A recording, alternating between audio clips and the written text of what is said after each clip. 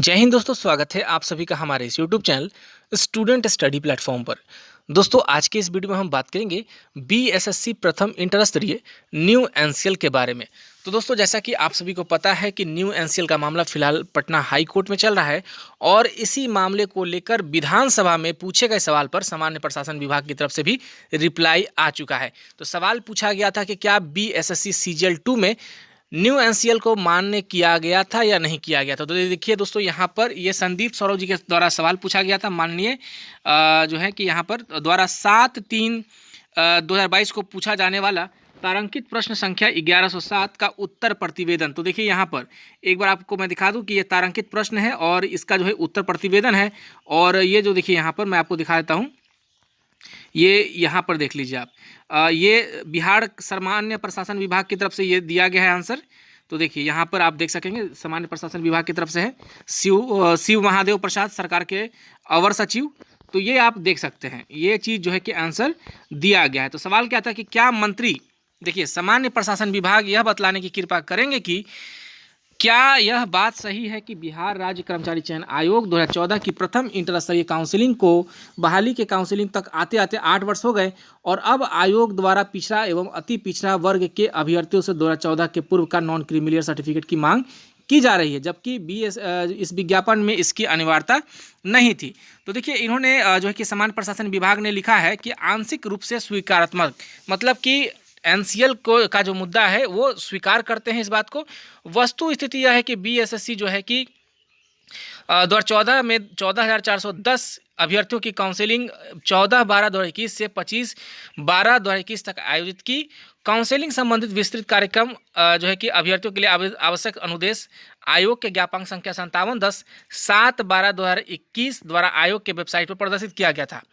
उक्त सूचना में अंकित है कि पिछड़ा एवं अति पिछड़ा वर्ग के अभ्यर्थियों के लिए क्रीमी लेयर रहित प्रमाण पत्र आवेदन प्राप्त करने की अंतिम तिथि 31/10/2014 और 13/3/2016 जो भी लागू हो उससे 1 वर्ष पुराना होने की स्थिति में जो है कि 18B भर के देना है। विदित हो कि प्रथम इंटर स्तरीय संयुक्त प्रतियोगिता परीक्षा 2014 हेतु प्रकाशित विज्ञापन के आरक्षण कंडिका की उपकंडिका 2 में उल्लेखित है कि पिछड़ा एवं अति पिछड़ा जो है कि वर्ग श्रेणी के आरक्षित उम्मीदवारों के लिए राज्य सरकार द्वारा अधिसूचित अंचलाधिकारी द्वारा निर्गत जाति प्रमाण पत्र जिसमें क्रीमी लेयर में नहीं होने का उल्लेख हो मान्य होगा। मतलब ये सारी बातें बताई जा रही कि 18B की बढ़ने की बात थी और जो है कि अंचलाधिकारी द्वारा निर्गत जाति प्रमाण पत्र होना चाहिए जिसमें लिखित, जो उसमें लिखित हो कि क्रीमी लेयर में ये जो है कि नहीं है, ये नॉन क्रीमी लेयर में है, वही मान्य होगा। तो ऑनलाइन आवेदन के समय यह प्रमाण पत्र जमा करने की आवश्यकता नहीं है, परंतु काउंसलिंग के समय पिछड़ा वर्ग एवं अत्यंत पिछड़ा वर्ग के अभ्यर्थियों के लिए द्वारा क्रीमी लेयर रहित प्रमाण पत्र की समर्पित नहीं करने पर वे अनारक्षित श्रेणी में माने जाएंगे तथा उन्हें आरक्षण का लाभ नहीं दिया जाएगा। यानी कि अगर आप सर्टिफिकेट नहीं देते हैं तो आपको अनरिजर्व कैटेगरी में रखा जाएगा। और आयोग द्वारा आयोजित काउंसलिंग में कतिपय अभ्यर्थियों द्वारा अद्यतन क्रीमी लेयर रहित प्रमाण पत्र जो है कि समर्पित किया गया है और वर्तमान में यह मामला उच्च न्यायालय पटना में विचाराधीन है। तो देखिए इस सवाल में यह स्पष्ट इन्होंने माना है कि हमने जो है कि न्यू एनसीएल को जो है कि यहाँ पर जो है कि हमने जो है कि पुराना एनसीएल ही मांगा है। तो इसका ये बातें क्लियर कर दी और साथ ही बोला कि ये मामला फिलहाल हाई कोर्ट में है। एक और सवाल जो कि सबसे महत्वपूर्ण सवाल इसमें किया गया कि क्या यह बात सही कि उक्त आयोग ने उसी वर्ष में सीजीएल 2 की भर्ती का विज्ञापन निकाला जिसकी काउंसलिंग में 2014 से पूर्व का एनसीएल की अनिवार्यता नहीं रखी गई और अद्यतन एनसीएल को स्वीकार करते हुए यह नियुक्ति पूरी हो चुकी। यानी कि जैसे यहाँ 14 से पूर्व की अनिवार्यता नहीं रखी गई थी और नया एनसीएल को स्वीकार करते हुए यह बहाली क्या पूरी की गई थी। तो यहाँ से इन्होंने भी जवाब दिया, देखिए यहाँ पर कि आंशिक रूप से स्वीकारात्मक, यानी कि वस्तु स्थिति यह है कि बीएसएससी द्वारा सीजीएल 2 की भी भर्ती जो है कि 2014 में प्रकाशित की गई थी और उक्त विज्ञापन की काउंसलिंग वर्ष 2014 के पूर्व के एनसीएलसी यानी कि नॉन क्रीमिलियर सर्टिफिकेट की अनिवार्यता रखी गई थी।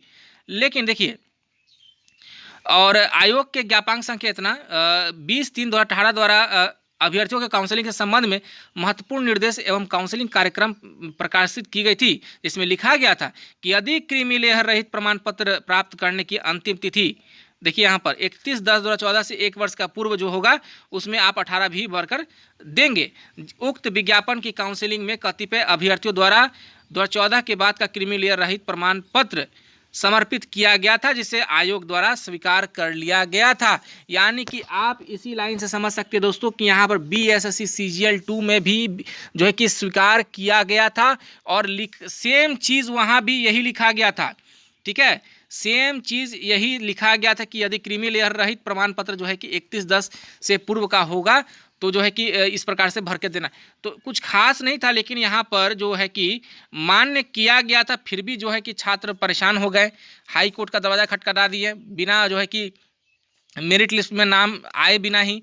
और देखिए यहाँ पर तो क्या है कि यदि उपयुक्त खंडों के उत्तर स्वीकारात्मक हैं तो सरकार उक्त बहाली में अद्यतन NCL को स्वीकार कर फाइनल रिजल्ट जारी कर कब तक नियुक्त करने का विचार रखती है, नहीं तो क्यों।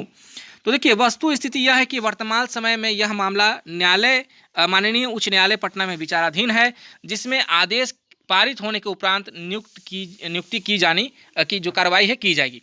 यानी कि यहाँ पर BSSC हो चाहे जो सामान्य प्रशासन विभाग हो, इसने स्पष्ट तौर पे कहा है कि CGL 2 में हमने लिया, लेकिन अभी हम ये बहाली इसलिए नहीं कंप्लीट कर पा रहे हैं क्योंकि ये मामला जो है वो माननीय उच्च न्यायालय में है।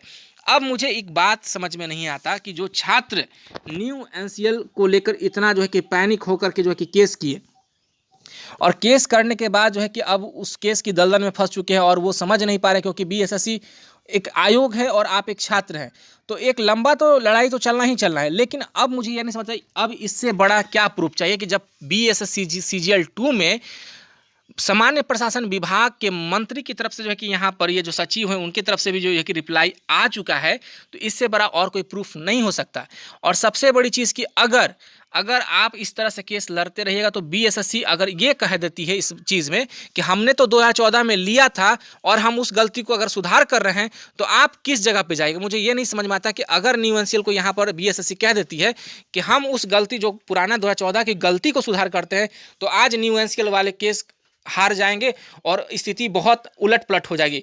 तो इसलिए समय है, अपने विवेक से काम लीजिए और काम लेने के साथ साथ मेरिट लिस्ट का जो रास्ता रुका हुआ है, आपकी मेरिट लिस्ट का रास्ता रुका हुआ है, उसको खोलिए। नहीं तो आप जिस प्रकार से केस की इस दलदल में पहुंच चुके हैं, आने वाले समय में आपके साथ जो है कि बहुत, अगर आप जो है कि नहीं इसको समझिएगा समय के नज़ाकत को समझते हुए, तो आपके साथ बहुत ही दिक्कत वाली स्थिति सामने आ सकती है। क्योंकि BSSC स्पष्ट तौर पे कभी ये खुल के बोल ही नहीं रहा है हाई कोर्ट में कि मैं न्यू NCL लूँगा या नहीं लूँगा। उसकी स्थिति स्पष्ट है कि न्यू NCL को जो है कि नहीं मानना है।